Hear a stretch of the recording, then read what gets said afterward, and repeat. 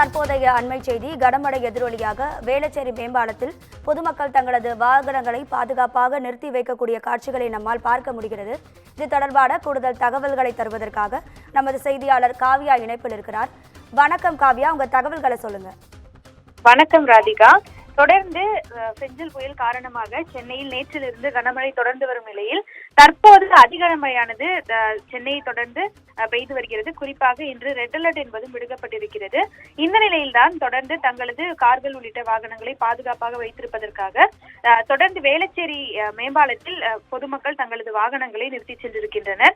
கடந்த 2015ஆம் ஆண்டு பெருவெள்ளம் மற்றும் கடந்த ஆண்டு பெய்த கனமழையில் கற்றுக்கொண்ட வெள்ள பாதிப்பு முன்னெச்சரிக்கை நடவடிக்கையாக முன்னதாக வேளச்சேரி மற்றும் மடிப்பாக்கம் பகுதியைச் சேர்ந்த கார் உரிமையாளர்கள் தங்களது கார்களை வேளச்சேரி மேம்பாலத்தின் மீது வரிசையாக நிறுத்தியிருக்கின்றனர். போக்குவரத்து நெரிசல் உள்ளிட்ட பல்வேறு காரணங்களுக்காக மேம்பாலத்தின் மீது நிறுத்தப்பட்டுள்ள கார்களுக்கு கடந்த மிக்ஜாம் புயலின் போது 1000 ரூபாய் அபராதமானது விதிக்கப்பட்டிருந்தது.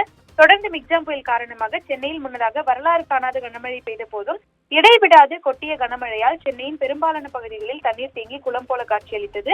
தமிழ்நாடு அரசு உரிய முன்னெச்சரிக்கை நடவடிக்கையை மேற்கொண்டாலும் ஒவ்வொரு முறையும் வெள்ளம் புயல் அபாயத்தின் போது சென்னை நீருக்குள் மூழ்குவது தொடர்கதையாகி வருகிறது.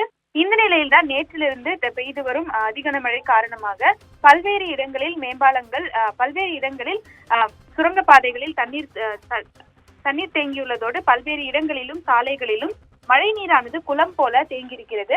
இந்த நிலையில்தான் வேளச்சேரி மேம்பாலத்தின் மீது தங்களது வாகனங்களை பாதுகாத்துக் கொள்ளும் வகையில் தொடர்ந்து தங்களது கார்கள் உள்ளிட்ட வாகனங்களை பொதுமக்கள் தொடர்ந்து இந்த மேம்பாலத்தின் மீது நிறுத்தி வைத்திருக்கின்றனர். தொடர்ந்து நீண்ட தூரத்திற்கு அந்த மேம்பாலம் முழுவதும் வாகனங்கள் நிறுத்தி வைக்கப்பட்ட காட்சிகளும் தற்போது பார்க்க முடிகிறது. இந்த நிலையில்தான் கடந்த ஆண்டு தொடர்ந்து இந்த அபாயத்தை தடுப்பதற்காக 1000 ரூபாய் அபராதம் விதித்திருந்ததும் குறிப்பிடத்தக்கது. தொடர்ந்து மக்களின் இயல்பு வாழ்க்கையை மீட்டெடுக்கும் வண்ணம் தமிழ்நாடு அரசு பல்வேறு முன்னெச்சரிக்கை நடவடிக்கைகளை இன்னும் தீவிரமாக கடைபிடிக்க வேண்டும் என்றும் மக்கள் தங்களது கோரிக்கைகளை முன்வைத்துள்ளது குறிப்பிடத்தக்கது. உங்க தகவல்களுக்கு நன்றி காவியா.